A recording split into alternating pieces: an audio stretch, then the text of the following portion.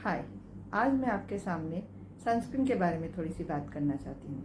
Sunscreen क्या है, हमें क्यों यूज़ करना चाहिए, उससे हमारी स्किन को क्या फ़ायदा हो सकता है वगैरह। सनस्क्रीन एक ऐसे प्रोडक्ट्स है जो हमें धूप से, सूर्य की किरणें, अल्ट्रावायलेट रेडिएशन से प्रोटेक्शन देते हैं। अल्ट्रावायलेट रेडिएशन हमें क्या क्या डैमेज कर सकते हैं, पहले तो हम ये जान लेते हैं। अल्ट्रावायलेट रेडिएशन 3 प्रकार के होते हैं: ultraviolet A radiation, ultraviolet B radiation और अल्ट्रावायलेट सी रेडिएशन।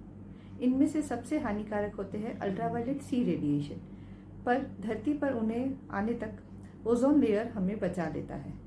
तो हमारी स्किन में अल्ट्रावायलेट ए रेडिएशन और बी रेडिएशन डैमेज करते हैं। अल्ट्रावायलेट ए रेडिएशन काफ़ी डीप लेयर्स तक जा सकते हैं और वह हमारी स्किन में टैनिंग, लाइंस, रिंकल्स, एजिंग एवं कैंसर कर सकते हैं।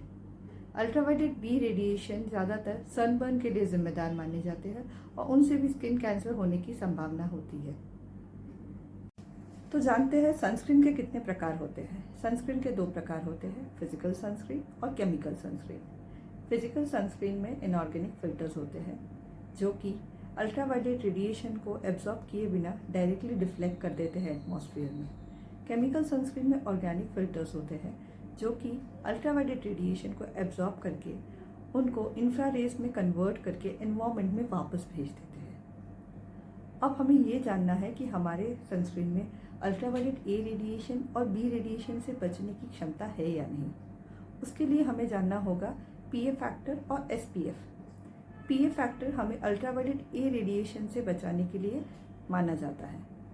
जिस सनस्क्रीन में PA+1 होता है वो हमें माइल्ड प्रोटेक्शन देता है अगेंस्ट अल्ट्रावायलेट ए रेडिएशन। जिस सनस्क्रीन में PA++ होता है उस सनस्क्रीन से हमें मॉडरेट प्रोटेक्शन मिलता है, और जिस सनस्क्रीन में PA++ या 4+ होता है वो हमें अल्ट्रावायलेट ए रेडिएशन से हाई प्रोटेक्शन देता है। अब अल्ट्रावायलेट बी रेडिएशन का मेजरमेंट के लिए होता है SPF, सन प्रोटेक्शन फैक्टर। वो हमें अल्ट्रावायलेट बी रेडिएशन से बचाने की क्षमता बताते हैं। तो जिस सनस्क्रीन का SPF 15 होता है वो हमें 93% प्रोटेक्शन देते हैं अल्ट्रावायलेट बी रेडिएशन से। जिस सनस्क्रीन का SPF 30 होता है वो हमें 95% प्रोटेक्शन देते हैं, और जिसका SPF 50 या 50+ होता है वो हमें 97 to 98% प्रोटेक्शन देते हैं। कोई भी सनस्क्रीन हमें 100% प्रोटेक्शन नहीं दे पाता, इसीलिए एक आइडियल सनस्क्रीन में SPF 30 मिनिमम होना चाहिए।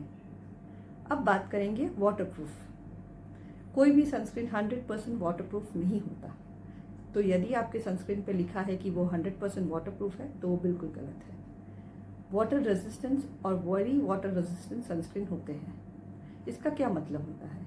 वाटर रेजिस्टेंट सनस्क्रीन हमें अल्ट्रावायलेट ए रेडिएशन से 40 मिनट्स तक प्रोटेक्शन देते हैं यदि हम पानी में हैं या बहुत सारा स्वेटिंग हो रहा है हमें। Very high water resistant sunscreen हमें 80 मिनट्स तक प्रोटेक्शन दे सकते हैं। तो हम जान लेते हैं कि एक आइडियल सनस्क्रीन कैसा होना चाहिए। एक आइडियल सनस्क्रीन में 4 चीज़ें होनी चाहिए। वो ब्रॉड स्पेक्ट्रम होना चाहिए जो हमें अल्ट्रावायलेट ए और बी रेडिएशन दोनों से प्रोटेक्शन दे। उसका SPF मिनिमम 30 होना चाहिए, PA++ होना चाहिए और एक वाटर रेजिस्टेंट सनस्क्रीन होना चाहिए। ये आइडियल सनस्क्रीन की कैरेक्टरिस्टिक्स हैं। और आखिर में मैं आपसे अपने फेवरेट सनस्क्रीन की ब्रांड शेयर करूंगी जो हमें टैनिंग से भी प्रिवेंशन देती है। मेरी 2 फेवरेट ब्रांड जो हमको टैनिंग से बचा सकती है वो है लाशल फ्रिसिको और सनक्रॉस सॉफ्ट। आशा करती हूँ इस वीडियो से आप अपने बारे में, अपनी स्किन के बारे में और सनस्क्रीन के बारे में काफ़ी कुछ जान पाए और आपको एक आइडियल सनस्क्रीन के बारे में भी पता चला होगा। Thank you.